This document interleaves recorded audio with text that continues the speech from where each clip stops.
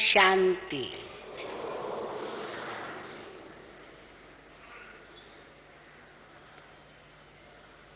इस संगम युग पर शिव बाबा आकर 3 चीजें स्थापन करते हैं। धर्म पिताएं केवल एक चीज ही स्थापन करते हैं। वे केवल धर्म की स्थापना करते हैं। लेकिन जब शिव बाबा आते हैं तो देवी देवता धर्म की स्थापना तो करते ही हैं, लेकिन साथ साथ एक राज्य की भी स्थापना करते हैं। आज भी बाबा ने मुरली में कहा कि यहाँ तुम बच्चे पुरुषार्थ करते हो और फट से सतयुग में राजाई तुम्हें मिलती है। और धर्म पिताएं आते हैं तो बहुत समय के बाद जब इनकी बहुत वृद्धि होती है तब जाके इनकी राजाई स्थापन होती है। लेकिन तुम बच्चे इस संगम पर पुरुषार्थ करते हो और भविष्य में इसकी प्रारब्ध राजाई तुम्हें प्राप्त होती है। तो शिव बाबा आकर के आदि सनातन देवी देवता धर्म की स्थापना करते हैं, जो इस समय प्रायलोप है। प्रायलोप क्यों कहते हैं? क्योंकि चित्र मौजूद है, देवी देवताओं के चित्र सब मौजूद हैं, परंतु वो दैवी लक्षण नहीं है। इसीलिए वो सत धर्म लोप हो चुका है, पर यादगारें खड़ी है। और उन देवी देवताओं के नाम वो आज के लोगों पर है, उनके नाम हैं, पर वो धर्म नहीं रहा, क्योंकि वो दैवी लक्षण नहीं रहे। तो शिव बाबा आकर के सत धर्म की स्थापना करते हैं, फिर सत राज्य की स्थापना करते हैं, और तीसरी चीज एक ऐसा बेहद परिवार रचते हैं जो अन्य धर्म पिताएं नहीं करते हैं। तो ये 3 चीजें, 3 बातें शिव बाबा आकर के स्थापन करते हैं इस समय। और कैसे स्थापन करते हैं, उसके लिए बाबा ने हमें बहुत सी बातें कही है। जो श्रीमत बाबा की हमें मिलती है, उस श्रीमत में सब कुछ आ जाता है। तो श्रीमत सुबह से लेकर रात्रि तक की हमें मिलती है। एक एक कर्म के लिए मिलती है, एक एक वचन के लिए मिलती है, एक एक संकल्प के लिए श्रीमत मिलती है। तो उस आधार पर हम देखें कि धर्म की स्थापना का आधार क्या है। जितने भी धर्म पिताएं आए, उन्होंने अपने अपने धर्म की स्थापना किस आधार पर की? सबसे बड़ा आधार उनकी पवित्रता थी। तो पवित्रता ये मूल आधार है किसी भी धर्म की स्थापना के लिए।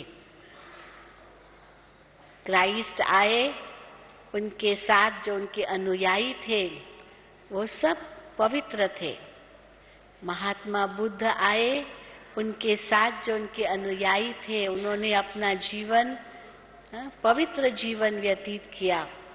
जो भी धर्म पिताएं हैं, पवित्रता एक ऐसी महान शक्ति है जिसके आधार से ही धर्म की स्थापना होती है।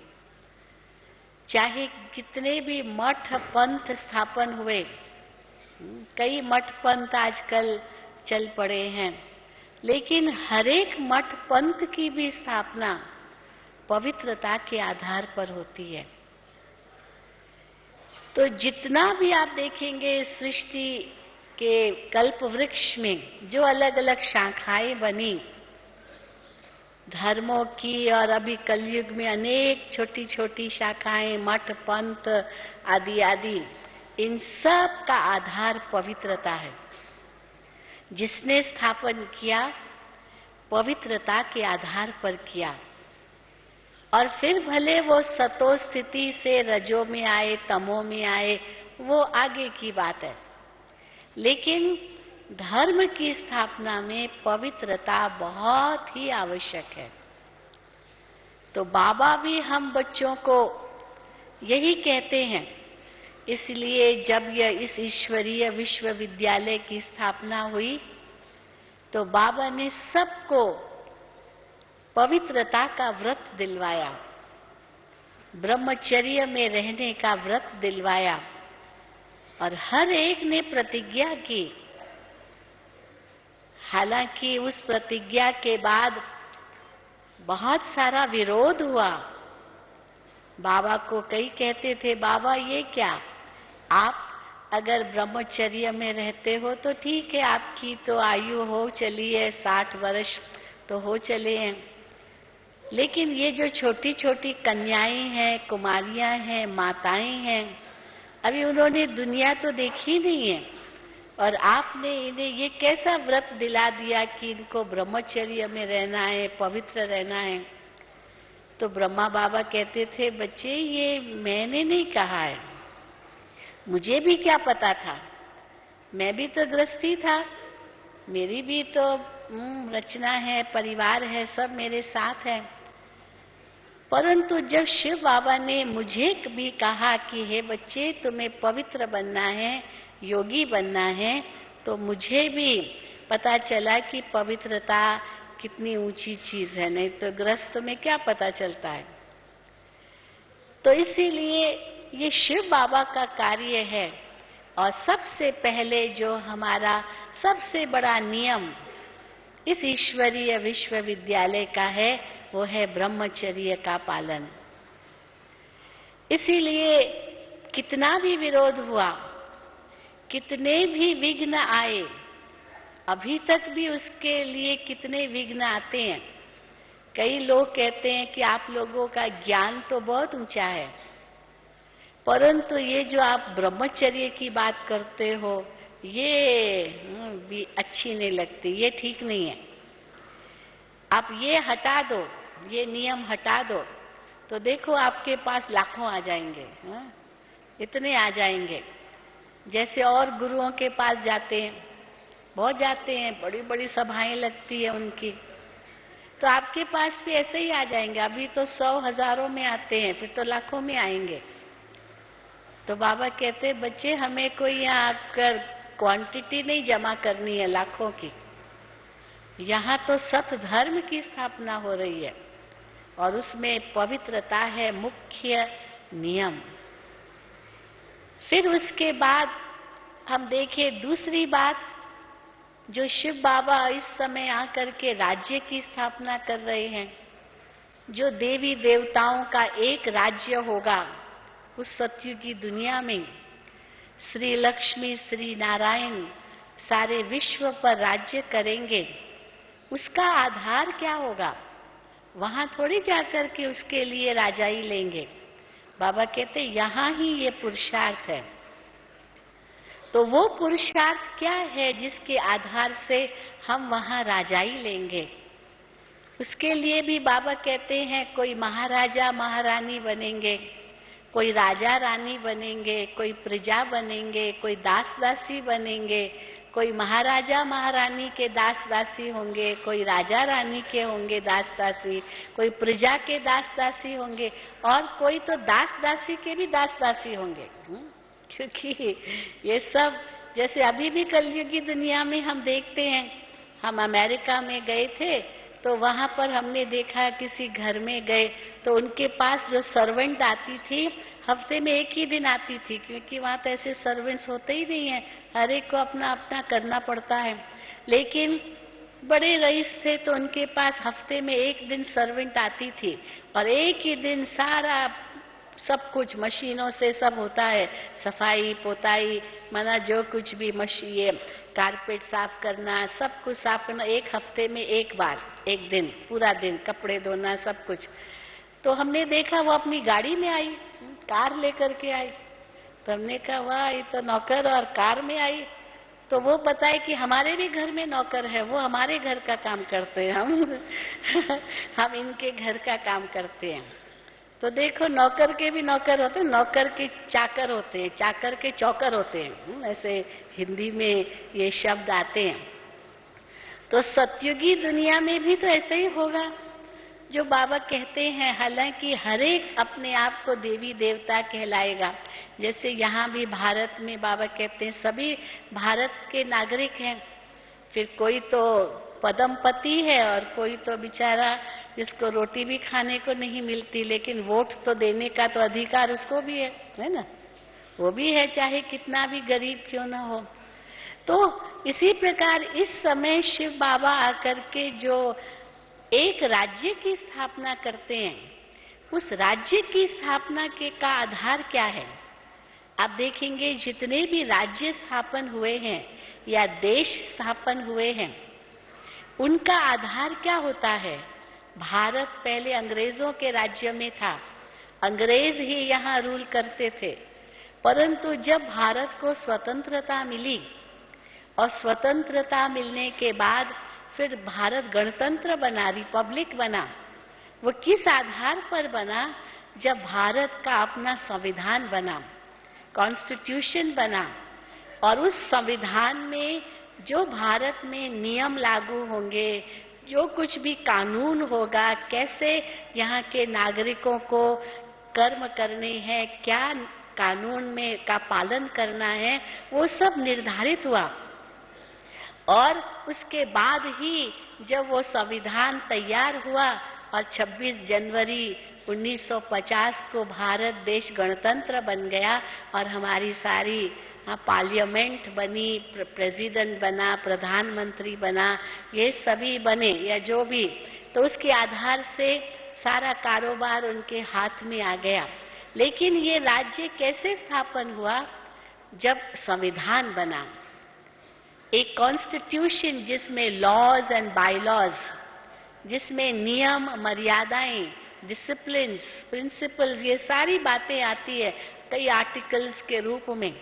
और अगर किसी ने उनका पालन नहीं किया तो उसके लिए क्या कानून कहता है, क्या उसकी सजा है, वो सब उसके अंदर निर्धारित है।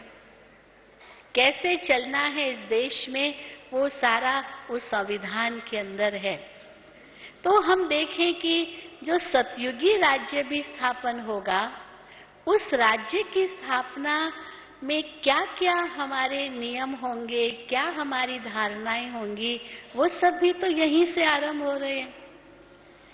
इसीलिए जो बाबा ने हमें सुबह से लेकर के रात्रि तक के नियम बताए हैं, मर्यादाएं बताई है, वो सब सतयुगी देवी देवताओं का संविधान बन जाएगा और उस आधार से वहां राज्य चलेगा। और जितना यहाँ उनका हम पालन करते हैं, उस अनुसार वहां पद मिलेगा हमें सतयुग में। क्योंकि यहाँ भी हम देखते हैं, चाहे कोई राष्ट्रपति बन जाए, प्रधानमंत्री बन जाए, कोई भी मिनिस्टर बन जाए, ये तो नहीं है कि वो जो चाहे सो कहे, करे, मनमानी करे। उसको भी जो कभी संविधान है उसके अंतर्गत चलना है। अगर उसने उस नियम का उल्लंघन किया तो उसकी तो सजा और भी बड़ी है।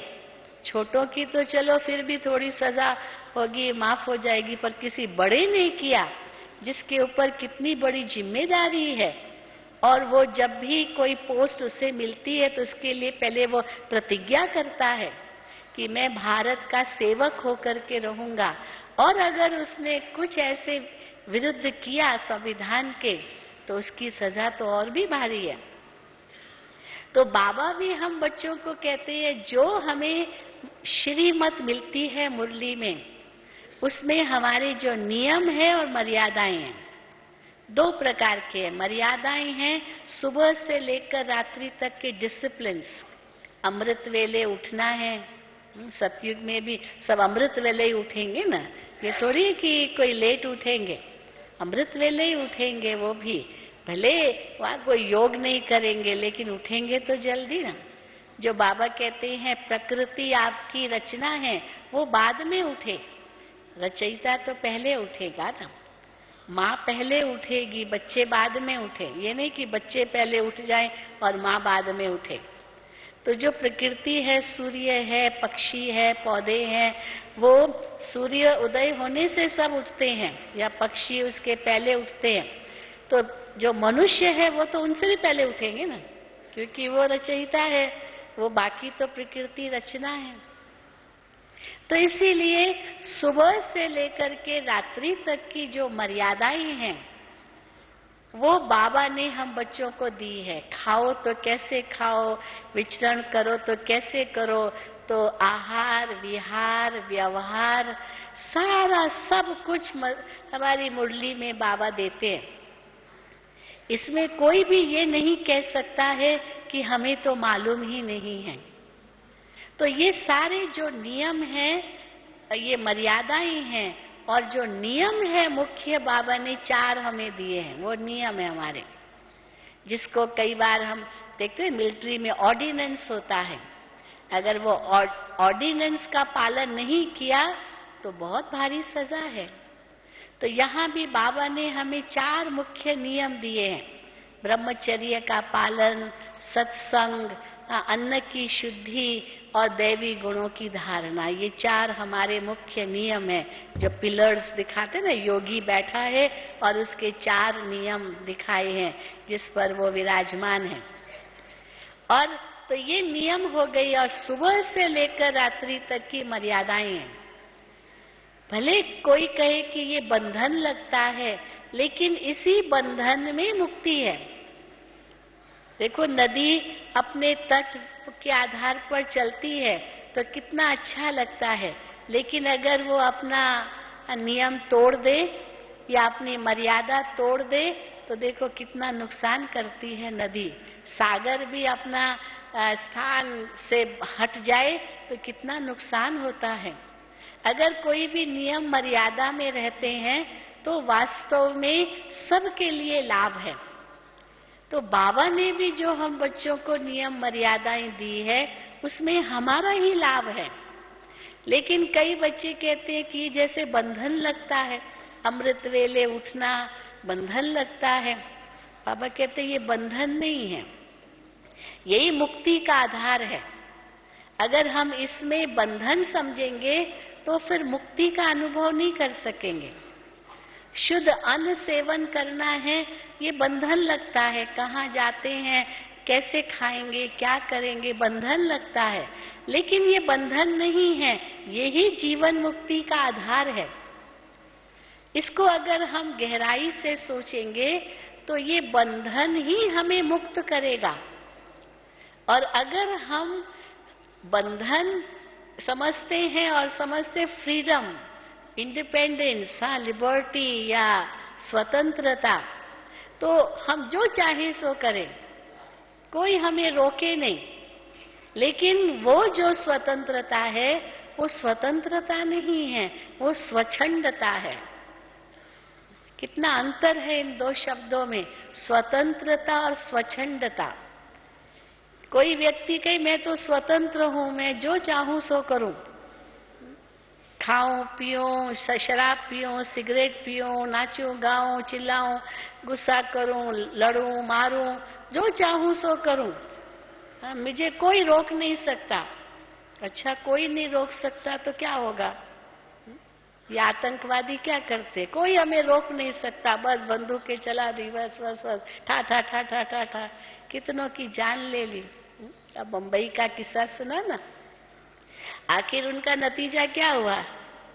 सबको मौत मिली, मारे गए सब। तो हम देखते हैं कि अगर नियमों का पालन नहीं है, अगर हम उसे बंधन समझते हैं तो सच्ची स्वतंत्रता नहीं मिलेगी, क्योंकि सतयुग में तो हम पूरे ही स्वतंत्र होंगे। कितनी सुंदर स्वतंत्रता होगी हम आत्माओं की, क्योंकि मन बुद्धि संस्कार भी कितने श्रेष्ठ होंगे, तो उस स्वतंत्रता में कितना सुख होगा। और कलयुगी दुनिया की स्वतंत्रता में कितना दुख है। कोई युवक कहे मैं जो चाहूं सो करूं, शराब पीऊं, सिगरेट पीऊं, अच्छा पीता रहे। कोई कहे मैं कमाता हूं ना, अगर मैंने शराब पी तो क्या हुआ, मैं कमाता हूं, मैं किसी से लेता थोड़ी हूं, मैं चोरी थोड़ी करता हूं, मैं अपना कमाता हूं तो शराब पीता हूं, इसमें क्या है। तो हम कहते अच्छा पियो, लेकिन शराब पीते रहेंगे, आखिर क्या होगा, शराब एक दिन आपको पिएगी। तो स्वतंत्रता के नाम पर मनुष्य शराब पीता है, सिगरेट पीता है, जो कुछ भी करता है, धीरे धीरे वो जो कर्म करता है, वो आदतें जो उनकी बनती जाती है, उन आदतों में वो फंसता जाता है। तो स्वतंत्रता क्या हुई, वो तो और ही परतंत्रता हुई, जिसको बाबा कई बार कहते हैं ना, पहले तो मनुष्य सिगरेट पीता है या शराब पीता है, लेकिन बाद में वो शराब उसको पीती है, उसका शरीर नष्ट कर देती है, सब खत्म कर देती है। कोई कहे कि मैं क्रोध करूं, खूब क्रोध करूं, इतना जितना चाहूं, मुझे कौन रोक सकता है, हाँ मेरे अंदर शक्ति है, मैं खूब क्रोध करूं। अब खूब क्रोध करेगा तो नतीजा क्या होगा, हार्ट अटैक आ जाएगा, क्योंकि शरीर की तो अपनी लिमिट है ना। बहुत क्रोध करेगा तो हार्ट पर असर पड़ेगा, और अगर बहुत चिंता करेगा, कहेगा बस चिंता को रोक नहीं सकता है, तो फिर एकदम ब्रेन हेमरेज हो सकता है, ब्रेन में क्लॉट आ सकता है, तो पैरालिसिस हो जाएगा, उसको अधरंग हो जाता है, क्योंकि बहुत चिंता से ग्रसित था वो। तो जरा भी शरीर भी देखिए नियम मर्यादा में चलना चाहता है, क्योंकि शरीर भी तो मशीन है ना, इस मशीन को भी नियम मर्यादा के अनुसार चलाना है। क्या इस शरीर के लिए योग्य है, कितना खाना है, किस वक्त खाना है। अगर मशीन को भी समय पर ठीक नहीं रखेंगे, कार्य नहीं देंगे, उसकी सफाई नहीं करेंगे, तेल नहीं डालेंगे, तो वो भी जवाब देगा। तो शरीर भी तो मशीन है, इसको भी नियम पूर्वक चलाना है। रात को भी समय पर सोना है, भोजन भी समय पर करना है, क्या मुख में डालना है वो भी, उसका भी ज्ञान हो, क्या शरीर के लिए आवश्यक है। तो इसलिए तो नियम हमारे मुख्य रूप से 4 बाबा ने हमें दिए, इनका हर रूप से पालन करना अनिवार्य हो जाता है। बाकी मर्यादाएं भी बाबा ने हमें दी है, जितना करेंगे उतना हमारे लिए फायदा है। तो इसलिए धर्म की स्थापना भी हो रही है, राज्य की भी स्थापना हो रही है, और इस राज्य की स्थापना में जो बाबा ने तीसरा हमारा नियम दिया है, दैवी गुणों की धारणा, उस दैवी गुणों की धारणा में भी हमें समझ चाहिए। इसलिए जो आज का विषय है नियम और मर्यादाओं का समझ पूर्वक पालन, जहां हमारे नियम है उसके लिए बाबा कहते धर्त पड़िए, धर्म न छोड़िए। प्राण जाए पर प्रण न जाए, वचन न जाए। जो बाबा से प्रतिज्ञा की है वो प्रतिज्ञा का पालन अवश्य हम करेंगे, भले उसके लिए हमें अपनी जान भी देनी पड़े, कोई बात नहीं, क्योंकि बाबा हमें नया चोला देगा। ये इतना दृढ़ संकल्प हो हमारा कि भगवान से हमने प्रतिज्ञा की है। परंतु जब यहाँ दैवी गुणों की धारणा की बात आती है तो उसमें समझ चाहिए कि किस समय कौन सा दैवी गुण हमें धारण करना है, कहाँ जोश रखना है, कहाँ होश भी रखना है। कई बार जब हम जोश में आ जाते तो होश को भूल जाते हैं और सर्विस करने की बजाय डिससर्विस हो जाती है। जिस प्रकार जैसे कई बार बाबा कहते हैं, मान लो अब मिलिट्री के लोग हैं, मिलिट्री में तो मेस का खाना पड़ता है। अब कोई कहे नहीं मैं तो मेस का नहीं खाऊंगा, मैं तो अपना बनाऊंगा। अब बाबा कहेगा कि वो मेस वाले कहाँ छुट्टी देंगे अपना बनाने की। मान लो अगर कोई युक्ति रच सकते हो, कुक जो खाना पकाता उसके साथ दोस्ती कर लो, उनको कहो कि भाई देखो मेरे भोजन में ना लहसुन प्याज नहीं डालना। वो वो नहीं डालेगा, वो छौंक लहसुन प्याज का नहीं डालेगा, आपका अलग रख सकता है। परंतु मान लो कि और कोई तरीका नहीं है, तो फिर बाबा कहेगा अच्छा बच्चे बाबा की याद में खाना पड़ेगा तो जरूर है, परंतु जहां तक हो सके युक्ति रचो। ये नहीं कि जहां गए बस क्योंकि खाना ही है तो सब खा लिया, मुंह में डाल दिया, मुख में पानी आ गया तो डाल दिया। भाई उस समय लौकिक में कार्य करते थे, फर्टिलाइजर कॉरपोरेशन में, तो बड़ी पोस्ट थी, परंतु फिर भी गवर्नमेंट सर्वेंट कहेंगे।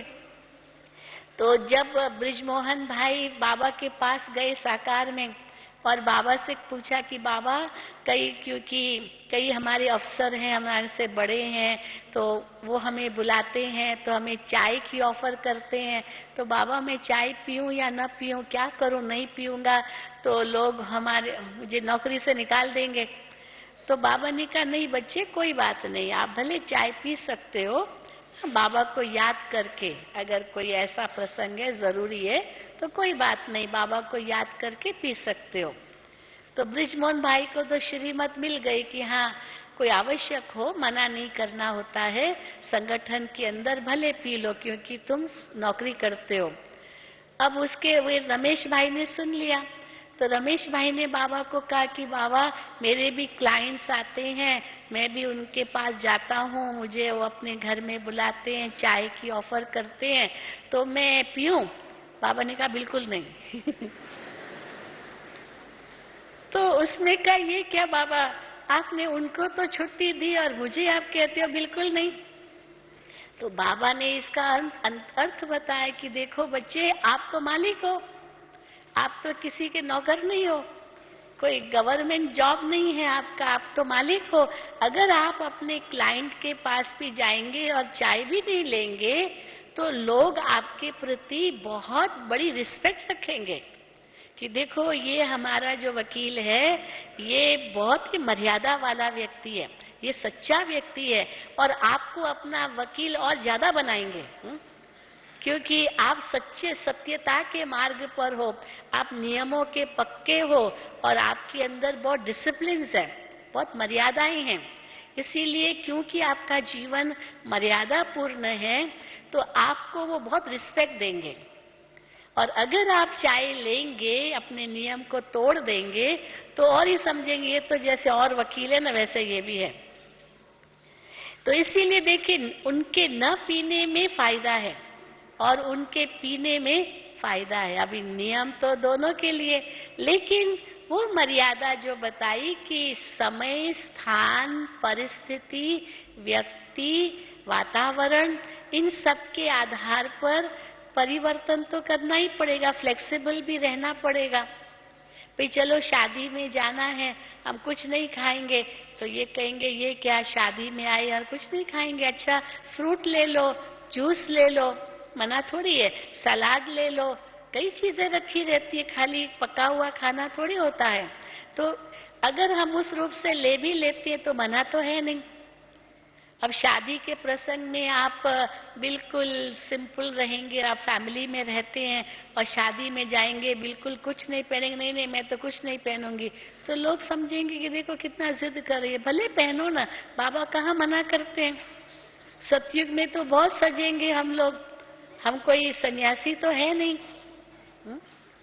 हम लोगों को कई कहते हैं कि आप लोग सन्यासी नहीं, हम कहते बिल्कुल नहीं, कौन कहता हम सन्यासी है, तो फिर आप लोग सफेद कपड़े क्यों पहनते हो, हम कहते ये तो हमारी ड्रेस है, हमारा यूनिफॉर्म है इसलिए पहनते हैं, कोई सन्यासी है इसीलिए थोड़ी पहनते हैं। ये बाबा ने हमारी यूनिफॉर्म नियुक्त की है ताकि वो पवित्रता अनुभव हो, वो सफाई सच्चाई स्वच्छता ये अनुभव हो, इसलिए बाबा ने ये यूनिफॉर्म हमें दिया है। बाकी जो फैमिली में रहते हैं बाबा उनको मना थोड़ी करते कि रंगीन कपड़े ना पहनो, भले पहनो। हाँ सवेरे क्लास में आते हो तो यूनिफॉर्म पहन करके आओ, सफेद पहनो। कई बार यहाँ आते हैं ना भाई बहने, बहुत काले काले रंगीन कपड़े पहन के आते हैं, तो वो खुद ही कहते हैं, बहन जी हमें तो ऐसे लगता है जैसे हम हंसों के संग में कौवा बैठे हैं। वो खुद ही बोलते हैं। उनको खुद ही लगता है कि इतने सब सफेद सफेद वस्त्रधारी, और मैं तो सफेद कपड़े लाया नहीं, सफेद कपड़े लाई नहीं, तो मुझे तो बहुत बुरा लगता है। जैसे सफेद हंस और उसमें काला कौवा बैठा हो, कितना बुरा लगेगा। तो हाँ, तो ऐसे समय पर अपने नियम मर्यादा पूर्वक वो सफेद ड्रेस लानी होगी। अभी कल बाबा आएंगे और उस समय कोई काले कपड़े बैठ करके पहन के आवे, कितना बुरा लगेगा। तो समय स्थान परिस्थिति अनुसार वैसे अपने आप को ढालना होता है। परंतु मानो शादी के मौके पर जाएंगे, आप फैमिली में रहते हैं, आपके परिवार में किसकी शादी है, तो क्यों नहीं गहने पहनो, मना तो है नहीं। क्यों नहीं रंगीन पहनो, आप लोगों को तो कोई मना नहीं है। परंतु मान लीजिए अभी कोई कहे नहीं, बाबा कहते भले पहनो, तो किसी की मृत्यु का प्रसंग है, वहां भी ये सब पहन के जाओ, अच्छा लगेगा क्या?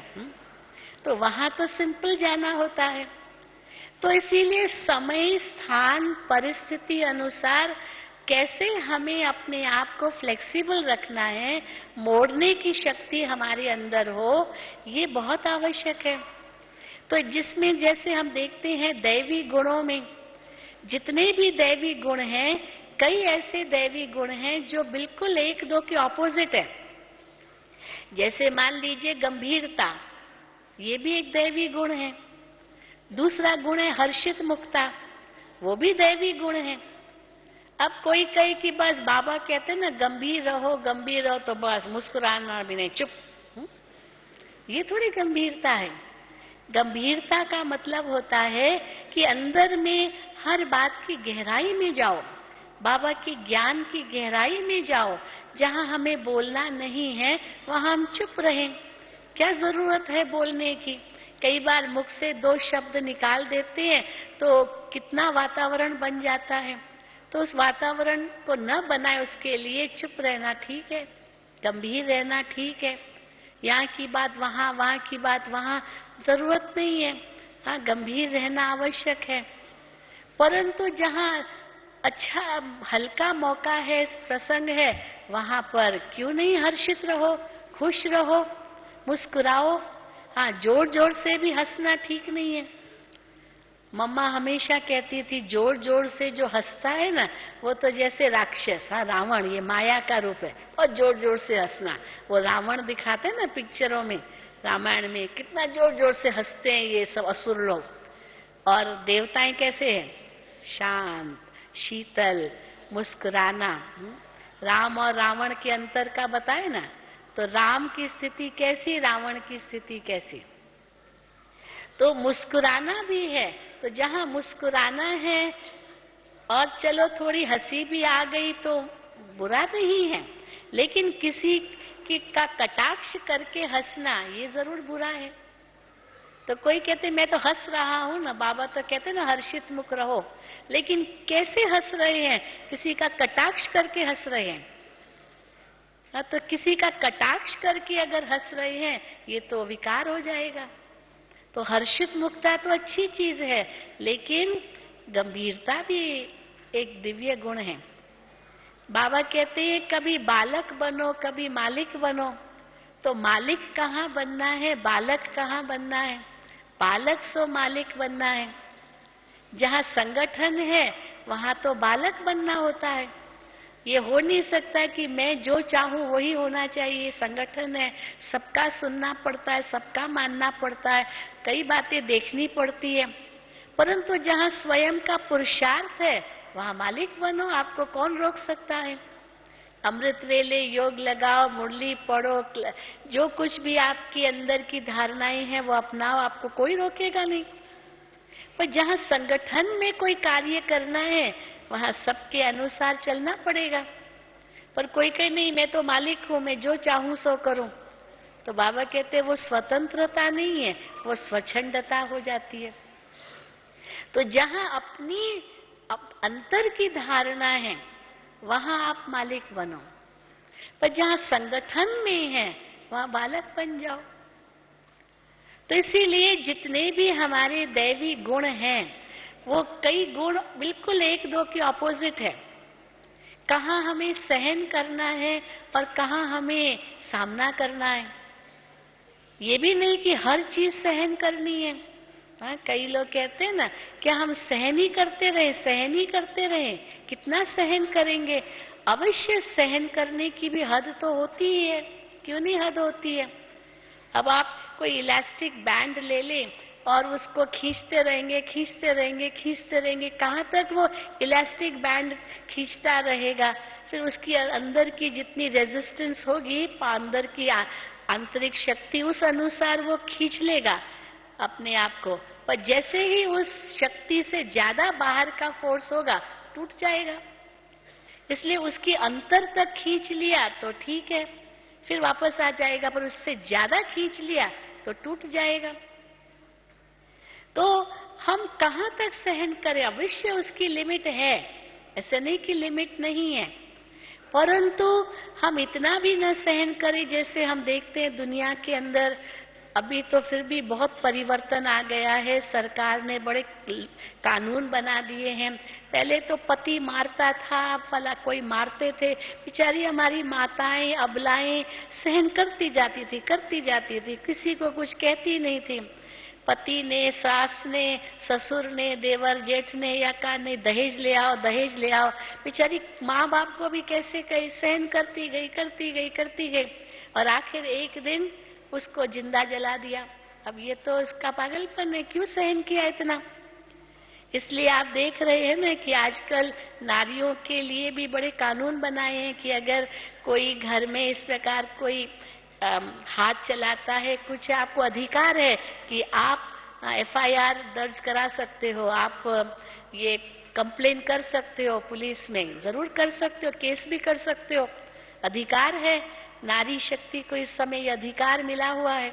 लेकिन बाबा कहते हैं उसके लिए आपको नष्टो मोहा बनना पड़ेगा।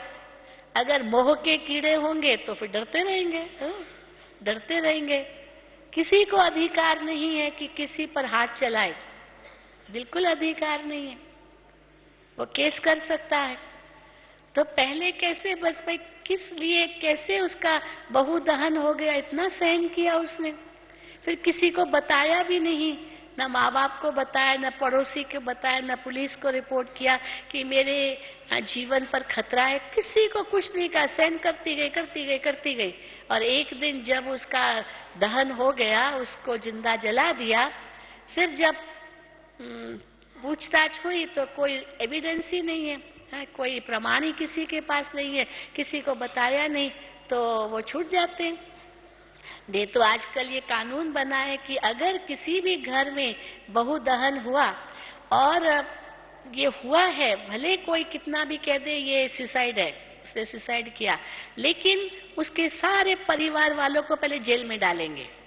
मैं अभी कहाँ नडियाद कहीं गुजरात में गई थी, तो देखा कि पति पत्नी, उसका बेटा बेटी, मतलब सारा परिवार सब जेल में थे। तो मैंने कहा ऐसा क्या हो गया, सारा परिवार जेल में। तो कहा कि इनके ना बहू का वो दहन हुआ, माना जिंदा जलाया गया। तो वो जो औरत थी, उसकी सास, वो कहे नहीं मेहता जी नहीं, मैंने तो कुछ नहीं किया, उसने खुद ही किया। लेकिन वो जेल में पड़े हैं जब तक कानून कुछ उनका फैसला न करे।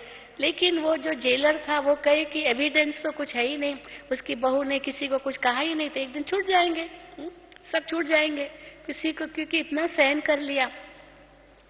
तो बाबा कहते इतने हद तक भी सहन नहीं करना है, क्योंकि अष्ट शक्तियों में परक शक्ति भी है, परक शक्ति के साथ साथ निर्णय शक्ति भी है, कि उस परिस्थिति को परखो कि इसका नतीजा कहां तक पहुंचेगा, कहां तक जाएगा। अगर इसका ये इतना बढ़ सकता है, तो उस अनुसार उस परिस्थिति को समझ करके, परख करके फिर निर्णय लो, कोई ऐसा ड्रास्टिक स्टेप लो, ताकि आप उस किसी को जरूर बताओ। आप भले कानून का आधार लो, इसको आगे बढ़ने न दो। तो निर्णय शक्ति भी हमारे पास है, और फिर परिस्थिति का सामना करो। क्यों नहीं करो?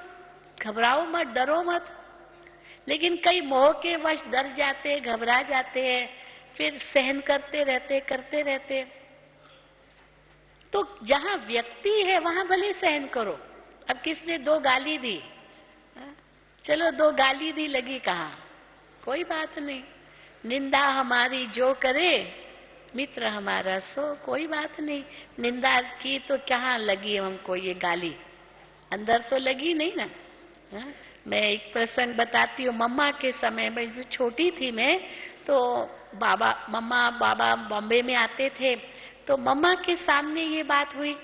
कई कुमारियां बैठी थी मम्मा के सामने, तो एक बहन आई मम्मा के पास और मम्मा को कहती, मम्मा इसने मुझे बहुत तंग किया, बहुत मुझे बुरा भला कहा, मम्मा इसने मुझे ऐसे किया। बड़ा वो मुंह बना करके मम्मा को ऐसे बोल रही जैसे अभी भी उसको इतनी नफरत है उसके अंदर। तो मम्मा ने उसका चेहरा ही देखा, देखती रह गई। मम्मा ने कहा कि हुआ तो आपका उसके साथ, पर अपना चेहरा तो देखो, कैसा बना दिया आपने अपना चेहरा। चलो 2 गाली, 2 शब्द आपको कहे, वो आपको लगा कहाँ? बेचारी चुप हो गई। कहाँ लगा? कहीं लगा थोड़ी, केवल 2 शब्द ही कहे ना, तो चुप हो गई, कुछ नहीं बोला। तो फिर मम्मा ने उसको कहा, तुमको लगा कहीं? तो कहा नहीं मम्मा, पर मन में तो लगा ना। तो मम्मा ने कहा, मन में गया कैसे? कैसे गया? तो कहा, मम्मा मैंने अपनी कानों से सुना। तो मम्मा ने कहा, अपने कान बंद क्यों नहीं कर दिए उस समय? तो इतना अच्छा वो दृश्य मुझे भूलता नहीं है। इतने साल हो गए होंगे, हम 45 साल हो गए, मैं छोटी थी। तो मम्मा ने कहा, कान बंद क्यों नहीं कर दिए? तो उसी समय मम्मा ने उदाहरण दिया कि देखो तूफान आ गया है, मान लो आंधी आई है, तूफान आया है, बहुत बारिश पड़ रही है। अब आप उसको कोसेंगे क्या कि हे आंधी, हे तूफान, हे बारिश, तुम मत आओ। आप क्या करोगे? क्या करोगे आप? अपनी खिड़की बंद कर दो अपनी खिड़की दरवाजा बंद कर दो, ताकि वो आंधी तूफान आपके घर में थोड़ी आएगा। अगर खिड़की खुली रहेगी तो आएगा। आप उसको नहीं कोस सकते हो, उसको नहीं आप रोक सकते हो। तो किसी व्यक्ति का मुंह आप बंद नहीं कर सकते हो। भारत के अंदर ये भी संविधान में है, फ्रीडम ऑफ स्पीच। ये संविधान है भारत का कि हर एक को बोलने का मौका है, किसी का मुंह बंद नहीं कर सकते हैं। आप किसी को ये नहीं कह सकते ये मत बोलो, कहेगा बोलूंगा, तुम कौन होते हो? परंतु मैं उसको कैसे लूं? चलो बोल दिया, मुझे लगा का। पंजाबी में कहते हैं ना, निंदक नेरे राखिए।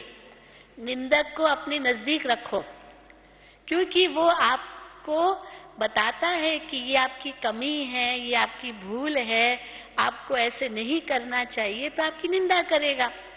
अब एक माँ बच्चे को कहती है, समझो बच्चा उठता नहीं है, स्कूल जाना है, पढ़ता नहीं है, तो माँ कहेगी बेटा तुम इतना सुस्त क्यों हो? मान लो तुम इतना सुस्त मत बनो, इतने सुस्त क्यों हो? अब बेटा सोचेगा मेरी मम्मी ने इंसल्ट कर दी, मुझे कहा सुस्त, पर हो ना सुस्त। तो माँ तो आपकी शुभ चिंतक है, परंतु फिर दूसरी ओर ये भी समझना होता है कि हम सीधा ऐसे न कहें।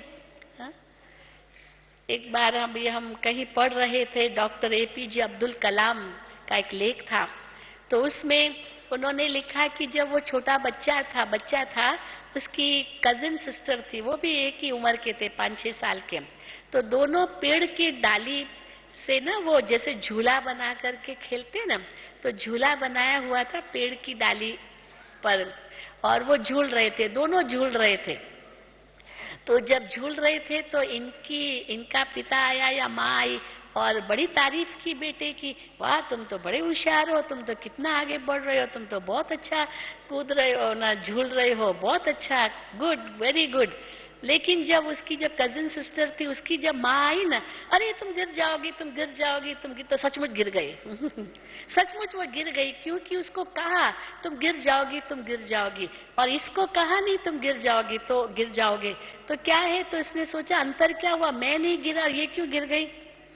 क्यों मैं नहीं गिरा? क्योंकि मुझे ये नहीं कहा तुम गिर जाओगे, तुम गिर जाओगे, इसको कहा तुम गिर जाओगे। तो जो इसके मन में संकल्प दिया ना, तुम गिर जाओगे, तुम गिर जाओगे, तो सचमुच गिर गई वो।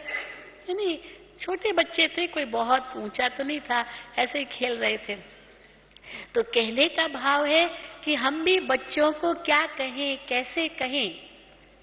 ऐसे भी न कहें कि उनका मन खराब हो। आजकल तो बच्चों में सहन शक्ति नहीं है। कहाँ है सहन शक्ति? तो अगर कहें भी तो सोच समझ करके उनको कहें। फिर ऐसे कह देंगे, फिर वो नाराज हो जाते हैं। तो हमारे मुख से भी क्या शब्द निकले वो हमें तोल करके बोलने होंगे। तोलो फिर बोलो। पर मान लो दूसरा व्यक्ति मेरे साथ ऐसे कर रहा है, पर हम उसका मुंह तो बंद नहीं कर सकते। हाँ, अपने आप को अवश्य बदल सकते हैं, उनको थैंक्स दे सकते हैं कि अच्छा हुआ आपने मुझे बताया, मैं अवश्य बदल जाऊंगा। थोड़ी नम्रता लानी होगी।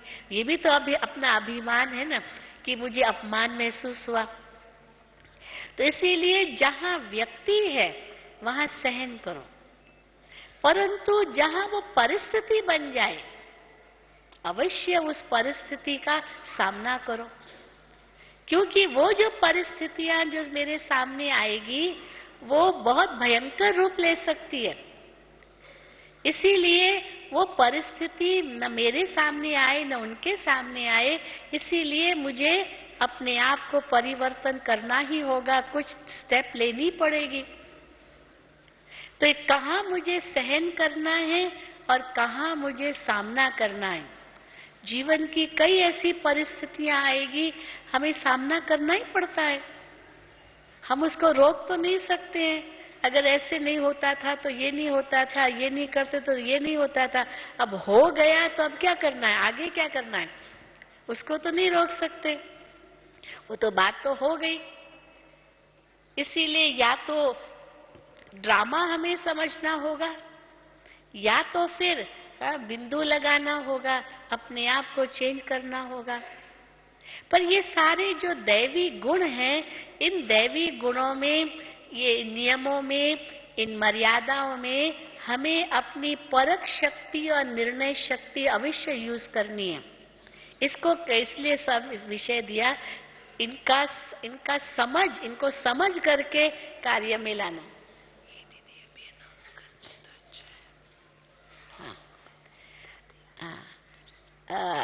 बीच में रोक रहे हैं। जिन भाई बहनों ने अभी तक सौगात नहीं ली है वो अभी ही कॉन्फ्रेंस हॉल में जाएं।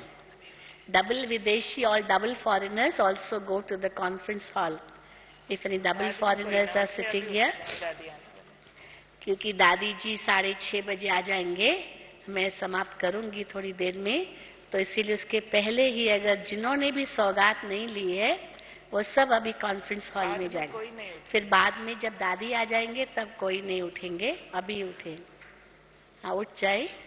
Double foreigners also please go to the conference hall. Conference hall is opposite. जिन भी भाई बहनों ने सौगात नहीं ली है, आज कल में आए हैं, सौगात नहीं ली है, वे सभी कॉन्फ्रेंस हॉल में जाएं।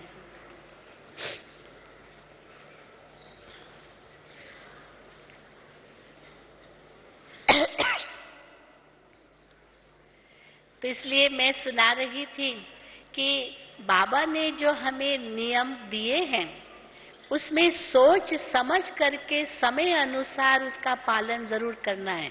तो मर्यादाएं तो बहुत है, परंतु जो 4 मुख्य नियम हैं उसके लिए तो धर्त पड़िए, धर्म न छोड़िए।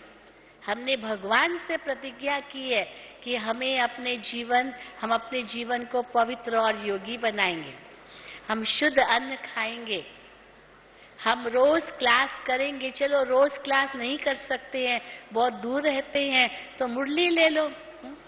कई तो अपना मकान ही चेंज कर देते हैं, भाई बाबा के घर के पास ही जाके रहेंगे ताकि हम सेंटर पर रोज जा सके। कई अपने घर में ही गीता पाठशाला खोल देते हैं ताकि वहां रोज क्लासेस चलते रहे। मतलब कोई न कोई तरीका अपनाना चाहिए ताकि इन नियमों का हम पालन कर सकें। फिर ईश्वरीय सेवा भी हमें करनी है। लेकिन उसमें भी समझ चाहिए कि ईश्वरीय सेवा हमें कैसे करनी है।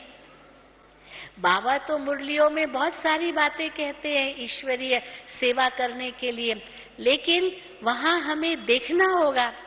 इसलिए बाबा कहते हैं ना, जो समझदार हो ना वही जाए। व्यक्ति से कैसे बात करनी होती है, क्या कहना होता है, सीधा भी नहीं कहना है, क्योंकि बाबा तो अपने बच्चों के सामने बोलते हैं। जो भी बाबा की मुरली चलती है वो बाबा के बच्चों के सामने है, नयों के आगे तो है नहीं। इसीलिए जो बाबा के बच्चे मुरली सुनते हैं तो इतना नशा चढ़ता है, ये बहुत अच्छी बात है। लेकिन इतना नशा भी न चढ़ जाए जो दूसरे किसी को सीधा बोल दो, तुम तो बंदर बुद्धि हो, पत्थर बुद्धि हो, ऐसे भी न कहें। भगवान तो बच्चों को कहते हैं, बड़े प्यार से कहते हैं, हम स्वीकार कर लेते सचमुच हम कितने बंदर बुद्धि थे, तुच्छ बुद्धि थे, हमें तो कुछ पता ही नहीं था, नास्तिक थे। बस सीधा किसी को कह दो तुम नास्तिक हो, वो कहेगा क्या समझाए तुमने, मैं नास्तिक हूं। कई बार बाबा कहते हैं जब किसी की सेवा करो तो सेवा करते समय पहले उनकी नब्ज देखो। डॉक्टर भी नब्ज देख करके दवाई देता है ना, ऐसे थोड़ी जो आए जो चाहे दवाई दे देगा। उसकी क्या बीमारी है उस अनुसार उसको दवाई देगा। तो जिस व्यक्ति की हम सेवा कर रहे हैं उस व्यक्ति को क्या चाहिए, हम उस अनुसार उसी प्रमाण सेवा करें। जो बाबा कहते हैं अगर कोई व्यक्ति प्यासा है और आप उसके सामने 56 प्रकार का भोग लगा रख दो, आपको ये खाओ ये खाओ ये खाओ, कहेगा कुछ नहीं चाहिए, केवल पानी दो, कुछ नहीं चाहिए। और सचमुच कोई बेचारा भूखा है और आप उसको केवल पानी ही ऑफर करो, तो कहेगा देखो है समझ ही नहीं है। तो जिस व्यक्ति को केवल शांति चाहिए और आप उसको सतयुग की बातें कहो, वो कहेगा मुझे नहीं चाहिए सतयुग, मुझे शांति केवल चाहिए। अगर कोई श्री कृष्ण का भक्त है और उस श्री कृष्ण के भक्त को सीधा कह दो श्री कृष्ण भगवान नहीं है, वो आगे आपका ज्ञान सुनेगा ही नहीं। वो कहेगा ठीक है आप अपना ज्ञान अपने पास रखो, मैं तो श्री कृष्ण को ही भगवान मानता हूं।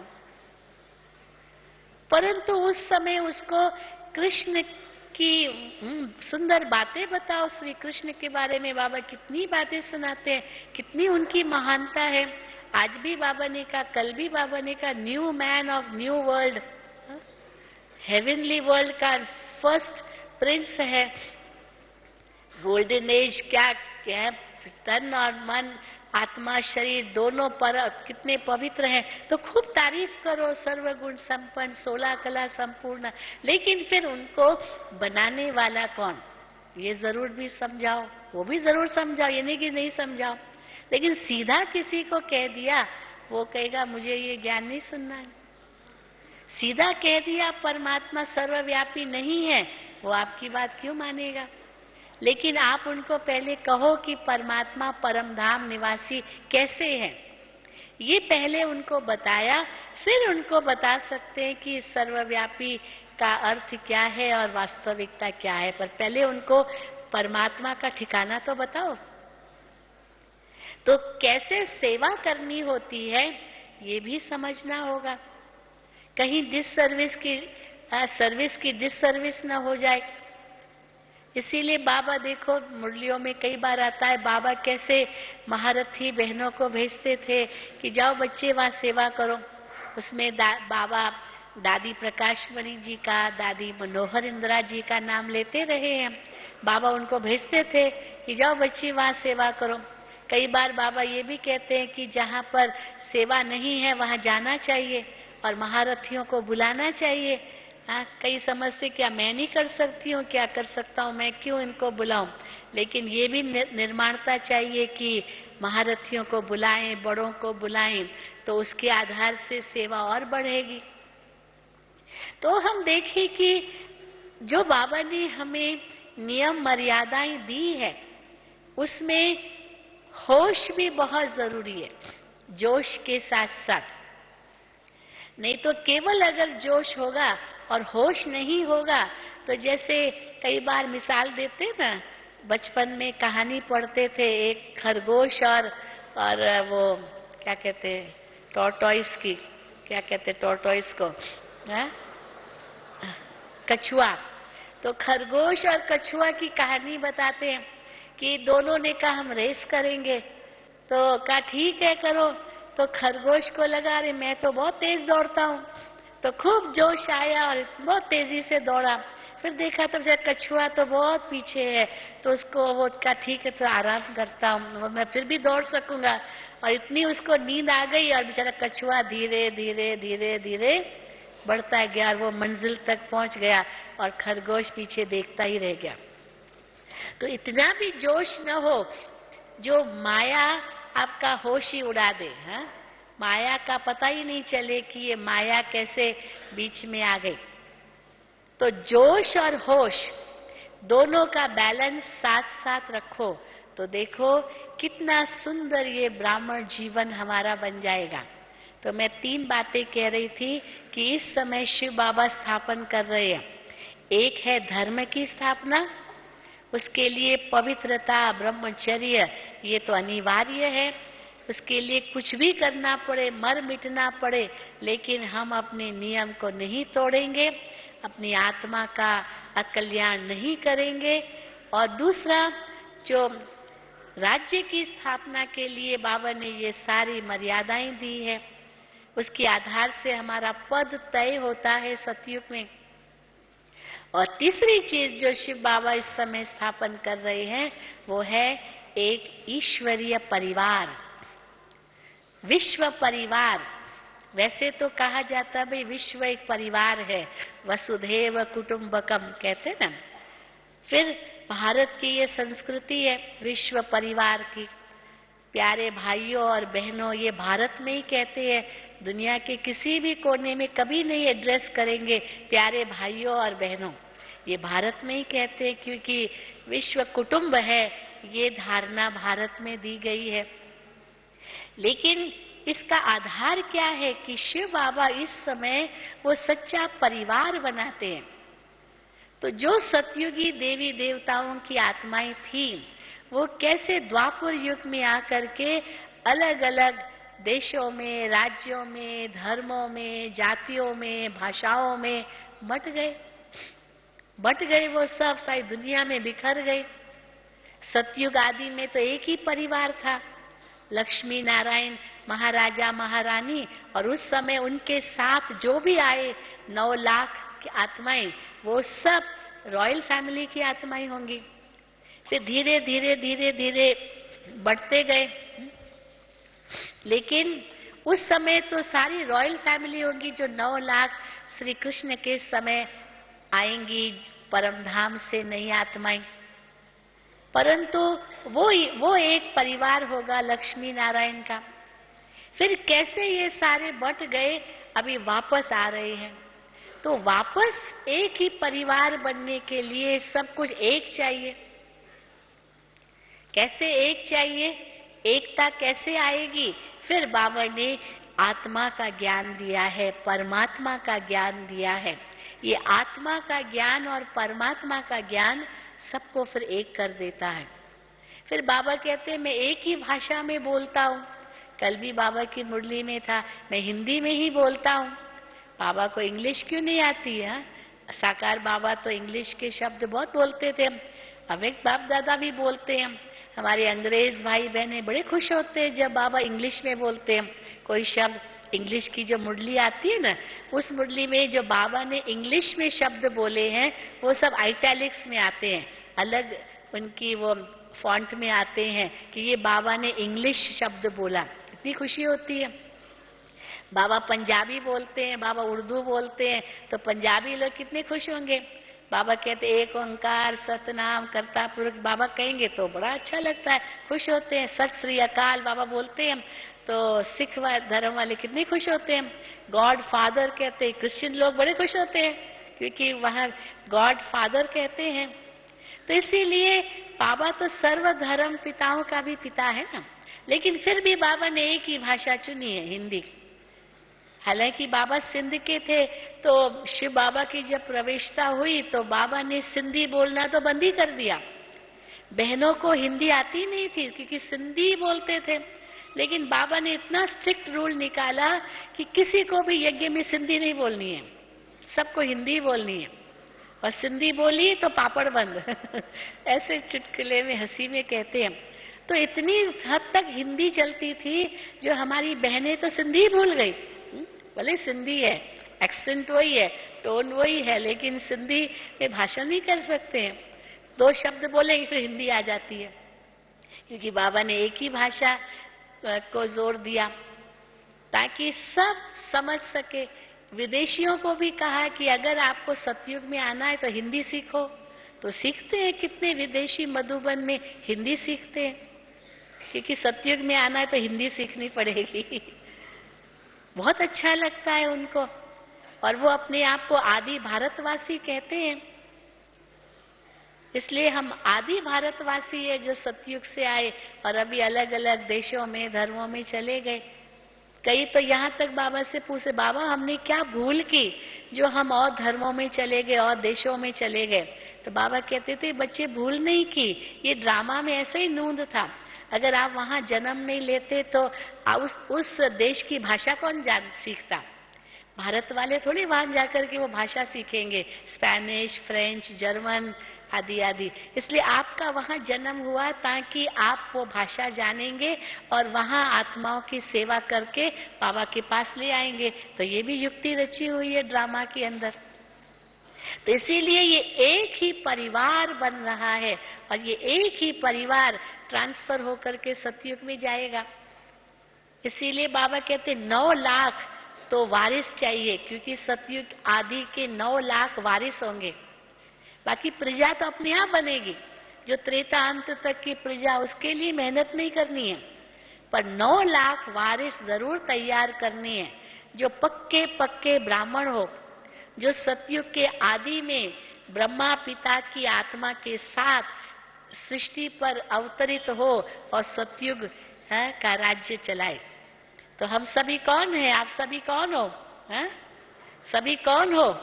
उस 9 लाख की आत्माओं में से हो ना, जो समझते हैं हम सतयुग के आदि में आएंगे। वो हाथ उठाए। हाँ, सारे हाथ उठाएंगे, क्यों नहीं?